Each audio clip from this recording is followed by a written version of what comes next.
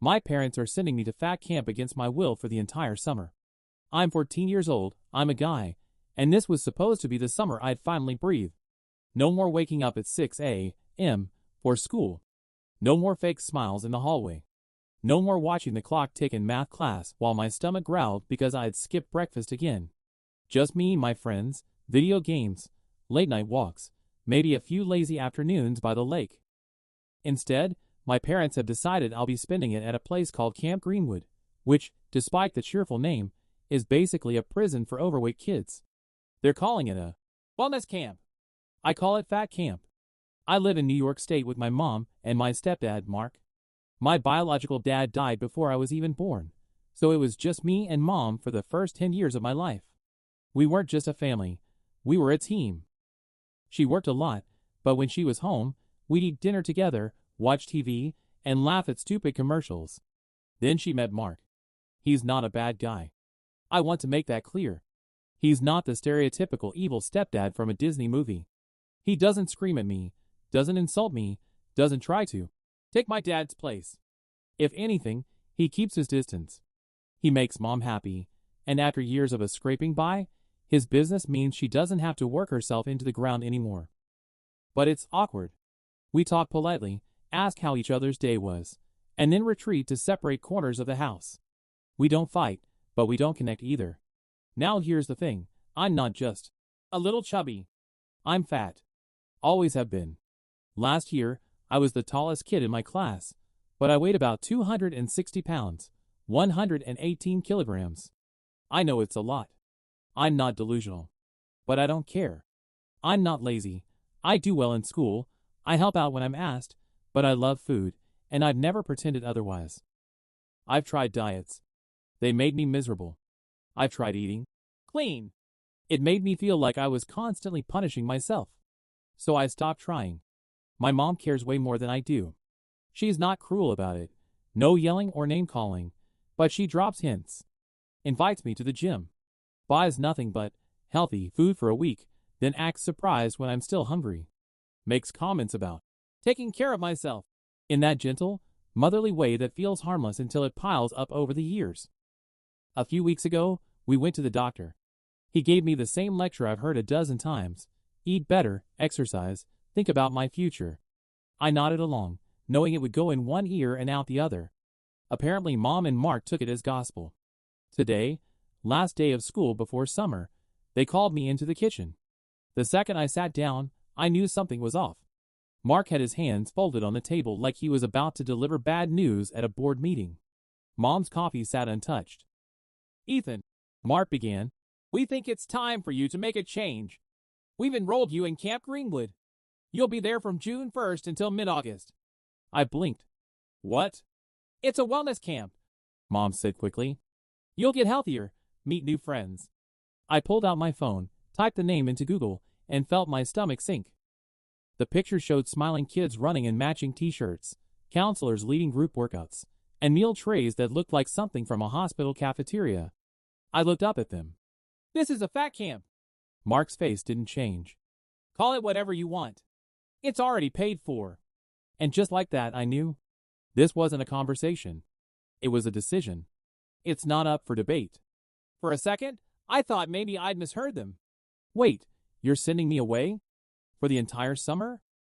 Mom tilted her head, doing that thing where she tries to look calm and caring at the same time. "Sweetie, it's for your own good.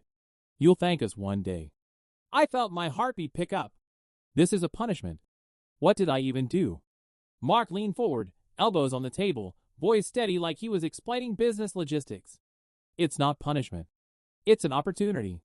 You'll get healthier, meet people your age, maybe even have some fun." "I have friends," I said sharply. "And none of them are stuck in a sweaty camp doing push-ups for strangers." His jaw flexed, but he didn't raise his voice. "Ethan, it's already paid for. You're going." That phrase, "already paid for," landed like a brick in my stomach. They decided everything before I even knew it was on the table. I looked at Mom. "So that's it? You're just sending me away? No asking, no talking about it, nothing?" She glanced down at her coffee, then back at me. "We're doing what's best for you." I could feel the heat rising in my face. Part of me wanted to slam my hands on the table, to yell until they realized how messed up this was. But I've always had this rule. I don't yell at my parents. No matter what. So instead, I pushed my chair back slowly, the legs scraping the tile in a sound that made Mom flinch. I'm not talking about this anymore. I walked to my room, shut the door, and sat on the edge of my bed. My hands were shaking, not from fear, but from pure raw frustration. I stared at the wall, my brain running 100 miles an hour. Legally, could they force me to get on a plane? I mean, I'm almost 15. I'm not some little kid they can just drag by the arm. Maybe if I refused to board, they'd have to leave me here. After 20 minutes of pacing, I went back downstairs. Maybe if I was calm, they'd actually listen. Can we talk about this? I asked. Mom's face softened for half a second. Ethan, I don't want to go, she sighed. You are going. It was final. Not a discussion. Not a negotiation. Just a verdict. I swallowed hard, forcing my voice to stay steady. Okay. But don't expect me to pretend I'm happy about it. I went back to my room, closed the door, and this time, I let myself cry, not loud, not dramatic. Just quiet, angry tears that felt like they were burning my face. And somewhere in the back of my mind, one thought started to grow, sharp and stubborn. They can't make me play along once I'm there. Day 1 of my silent war. The morning of my flight didn't feel real. Not because I was in denial, but because it felt like someone else's life. I woke up to the sound of plates clinking in the kitchen. The smell of coffee drifted down the hallway, but there was no smell of breakfast for me. Mom was at the counter, scrolling her phone in between sips. Mark sat at the table, flipping through emails. Neither of them said, "Good morning." I didn't either. I grabbed my backpack, already packed the night before with clothes I didn't care about, and set it down by the front door. The house felt cold, even though it was June. The drive to the airport was silent except for the turn signal clicking.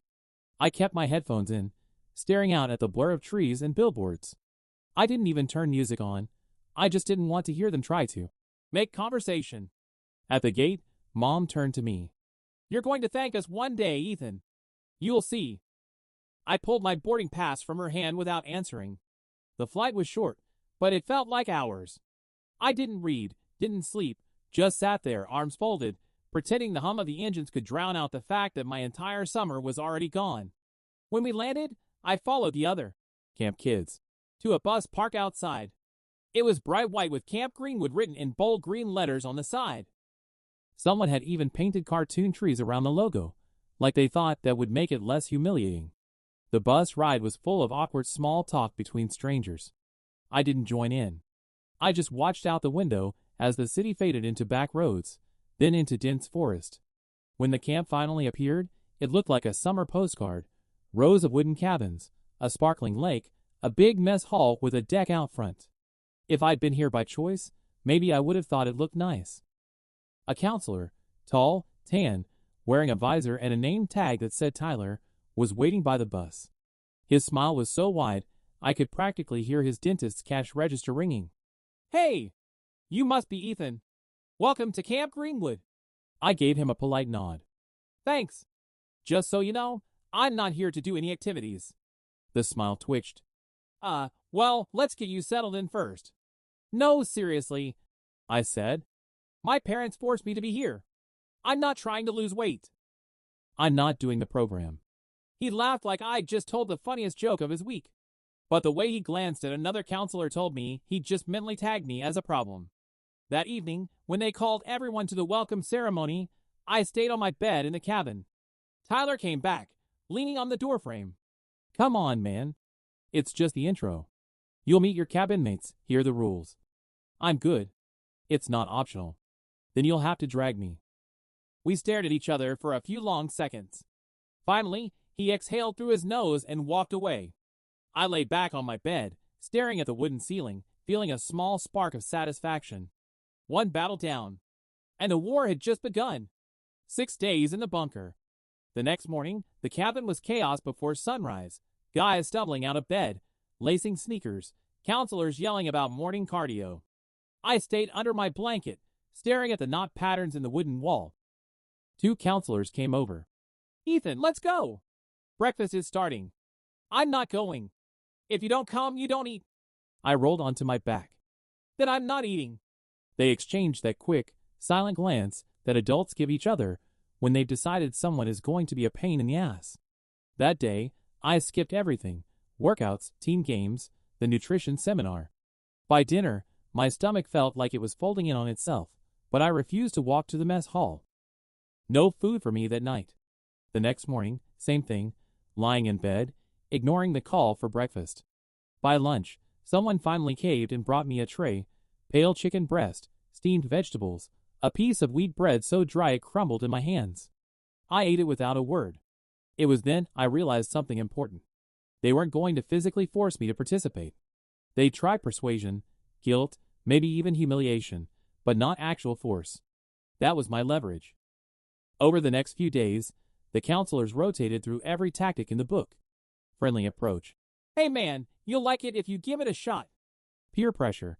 Cabin mates telling me I was missing out. Authority mode. This isn't optional, Ethan. Every single time, my answer was the same. I'm good here. By day 4, they confiscated my books. Maybe they thought boredom would break me. It didn't. I just lay there, letting my mind wander, building whole imaginary worlds in my head. By day 6, I could feel the frustration building around me. The counselors stopped even pretending to be friendly. My cabin mates were annoyed. They had to explain my absence at activities. That's when the big boss arrived. The camp director stepped into the cabin wearing a polo shirt, khakis, and the kind of forced smile you see on people who want you to think they're your friend but already resent you. I hear you're refusing to participate, he said, hands in his pockets. That's correct. May I ask why? Because I didn't choose to be here. My parents sent me, and I'm not interested in the program. He spent 20 minutes trying to convince me otherwise, telling me about success stories, promising the camp wasn't that bad, hinting that my parents were worried sick about me. I kept my voice polite, calm, steady, and absolutely immovable. Finally, he stopped talking. All right. I'll speak to your parents. For the first time since arriving, I felt a flicker of hope. The call. The next afternoon, a counselor appeared in the cabin doorway. The director wants to see you, he said flatly, like he was tired of even dealing with me. I followed him across the camp, past kids playing volleyball, past a group jogging along the lake.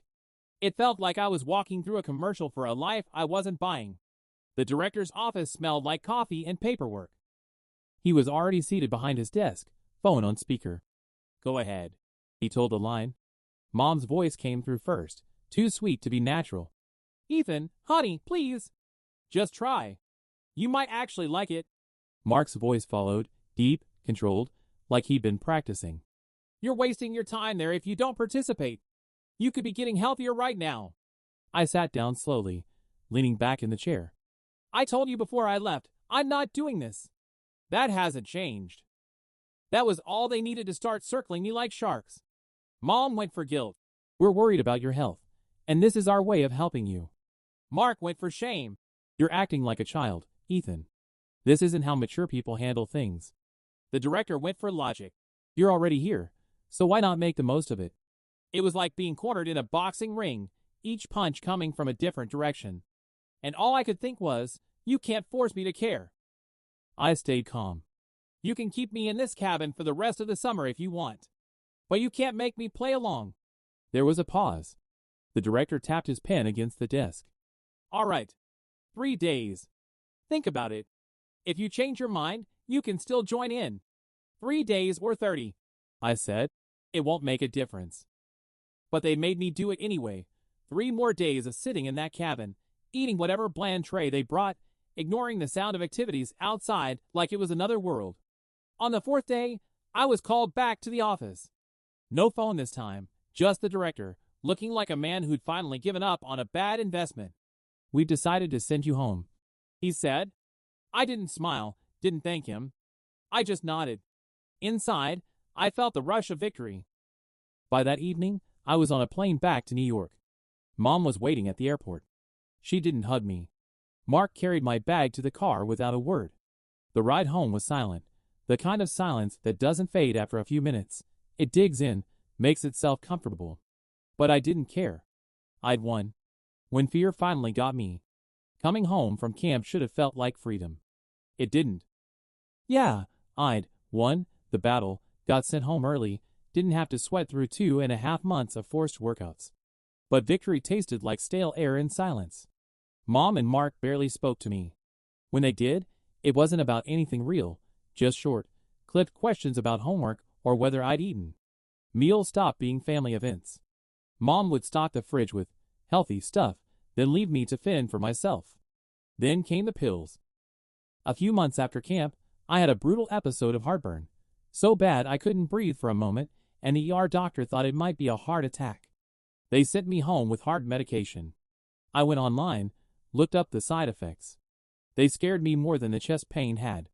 So I stopped taking them. When Mom found out, it was like a bomb went off in the house. Yelling. Slammed doors. Phone calls to my school. The next week, I was marched into the school counselor's office every morning, handed a paper cup with a pill and a bottle of water, and told to swallow while 2 adults watched. I started throwing them up afterward. They found out. After that, I had to sit there for 20 minutes after taking the pill, under supervision, sipping water like I was on some kind of medical parole. If I refused, they wouldn't let me go to class. It was humiliating. Like my body wasn't mine anymore. And then, 2 days after my 15th birthday, it happened. I woke up in the middle of the night gasping for air. Not winded, gasping, choking. My chest felt like someone had tied steel cables around it. I staggered to the bathroom, gripping the sink just to keep from falling. For 20 minutes, I thought I was dying. My vision blurred, my hands shook, my knees buckled. I cried, not from pain, but from the raw, animal fear of knowing I couldn't control what was happening inside my own body.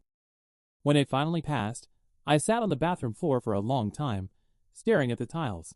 And I knew, this is the line. Either you change, or you die like this. The next day, I tried eating less. I made it through most of the day before hunger slammed into me like a freight train. My hand shook, my stomach felt like it was eating itself, and when I finally gave in, I hated myself for it. I started reading everything I could about weight loss. And every article said the same thing: most people lose it, then gain it back. It felt like I was doomed before I even began. The breakaway year. By the time I was 17, I'd already tried and failed twice to lose weight. Both times, the pattern was the same: drop 20, 30, maybe 40 pounds, then crash, binge, and watch the scale climb higher than before. But the third time was different. It started with something small, an offer from my best friend's family. They had an extra room. My relationship with Mom and Mark had flatlined, cold politeness on a good day, total avoidance on a bad one. We still lived under the same roof, but it felt like different planets. So when they offered, I said yes. No hesitation. Moving in with them was like stepping into a different universe. No forced, healthy shopping lists. No lectures disguised as concern. No silent punishments when I didn't follow the script they wanted for me. And without that constant push-pull, I could finally focus. I stopped thinking of weight loss as a war I had to win overnight. I wasn't counting every single calorie like a maniac, just keeping myself aware. 80% decent food, 20% whatever the hell I wanted. If I craved pizza, I had it, just not a whole one. I started lifting weights 3 to 4 times a week, mixing in some cardio. At first, I hated every second of it. I'd walk into the gym and feel eyes on me, real or imagined, like everyone was silently calculating my body fat percentage. But my friend was there, and he didn't care about any of that. We joked between sets, blast stupid music, compete over who could finish the next round faster. The weight started to come off. Not fast, but steady. And for the first time, I didn't feel like I was fighting my own body every step of the way. I thought I'd feel amazing once I hit my goal weight. But instead, I just felt strange. I'd step aside when people passed me in the hallway, only to realize I didn't need to anymore. I'd walk into a store and instinctively avoid narrow aisles, still thinking I might not fit. It was like my brain was 6 months behind my body. But there was something else happening too, something I hadn't expected. The more control I took over my body, the more I started seeing my parents for who they really were. Not monsters. Not villains. Just people who didn't know how to be parents. People who thought neglect could be fixed with a grand gesture, every now and then, like shipping me off to fat camp without asking. There was one moment that sealed it for me. Mom had a friend visit from out of state, a woman she'd been talking to almost every day for 6 years. They'd never met in person before. When she came over, she smiled at me and said, "Oh, I didn't know you had a son." 6 years. And she'd never mentioned me. I didn't blow up. I didn't yell. I just filed it away in my head. I wasn't their priority. Maybe I never had been. And by then, I'd already decided I wasn't going to spend the rest of my life waiting for them to see me. Full circle. A couple years ago, I was that kid who refused to get out of bed at fat camp. The stubborn, lazy, unmotivated teenager everyone thought was wasting his life. The one who'd rather starve in a cabin for 6 days than give in to someone else's plan for him. Now, I'm 20 pounds under my old goal weight, with more muscle than I ever thought I'd have. I run 3 miles without stopping. I can squat twice my body weight. And when I look in the mirror, I don't see the fat kid anymore. But here's the thing. This isn't just a weight loss story. It never was. When I moved out at 17 and started living with my friend's family, I thought the big change was going to be the food, the workouts, the routine. I didn't realize the real transformation would be internal. For the first time, I had people around me who actually noticed if I was quiet for too long, who asked how my day was and wanted the answer, who didn't weaponize my insecurities against me. I made friends at the gym, real friends. Guys who'd spot me on a lift and then stay up till 2 a.m. talking about life, girls, and the kind of future we all wanted. One of those friends introduced me to someone who would change my life in another way, my girlfriend. And no, she's not with me because I'm fit now. She met me mid-journey, when I was still carrying extra weight, still figuring myself out. She liked me for me, and that's something I didn't think was possible back when I was 118 kilograms and convinced every girl cared only about looks. We've been together for over a year now. She's Canadian, a total goofball, and somehow, she puts up with my obsession with planes and engineering. She's the first person I've ever been able to open up to completely, without fear that my words will be used against me later. And yeah, my parents? They're still around. We talk maybe a few times a year. The last real conversation we had, I told them I forgave them, not because they asked, but because I needed to let go of that weight too. I'm not pretending it's all fine now. It's not. But I'm not wasting my life waiting for them to be the parents I needed at 14. I'm in college now, studying avionics and mechanical engineering. If things go as planned, I'll transfer to a university and get my degree in a couple of years. The old me, the one lying in bed at camp, counting the days till they sent me home, would never have believed I could make it this far. Here's the biggest lesson I've learned. You can't become a better version of yourself if you hate who you are right now. It's not about punishment. It's about care. You have to care about yourself enough to want to improve. For years, I didn't know how to do that. I thought self-care was just for people who already had it together. I thought I had to fix everything first, then I could start liking myself. But it's the other way around. If you're reading this and you feel stuck, whether it's your body, your family, your life, you can change. But it starts with treating yourself like you're worth the effort. Even when no one else does. So yeah. I'm not the kid in the fat camp cabin anymore. And I'll never be again. The airport. I still remember the sound of my suitcase wheels on the cold tile floor of JFK. The hum of voices around me, the smell of burnt coffee from the airport cafe, and the constant drone of flight announcements over the speakers. I was 14. My mom and stepdad were on either side of me, both smiling like this was a fun vacation instead of a sentence. My boarding pass felt like a piece of paper I'd been tricked into holding. Something that would take me somewhere I didn't want to be, to do something I didn't believe in. The gate agent scanned my ticket.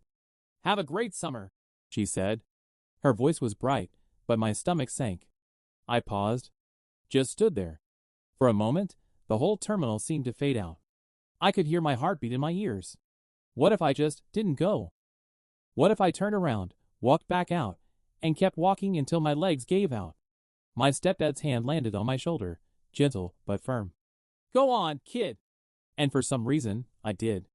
I took maybe 10 steps down the jet bridge before stopping again.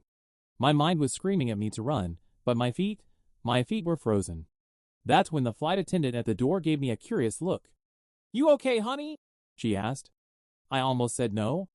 The words were on my tongue. I could have told her I didn't want to go, that I wasn't ready, that I needed to stay home. But instead, I just nodded and walked past her, into the plane. I found my seat, shoved my bag under the chair, and stared out the window as the city I knew slipped away beneath the clouds. That was the moment I learned something important. Sometimes you end up on a path you never chose simply because you didn't say no loud enough. If I could go back and talk to that kid me, in that seat, I wouldn't tell him to run or to stay. I'd tell him, this isn't forever. One day you'll get to choose. And when you do, you'll choose yourself. And I did.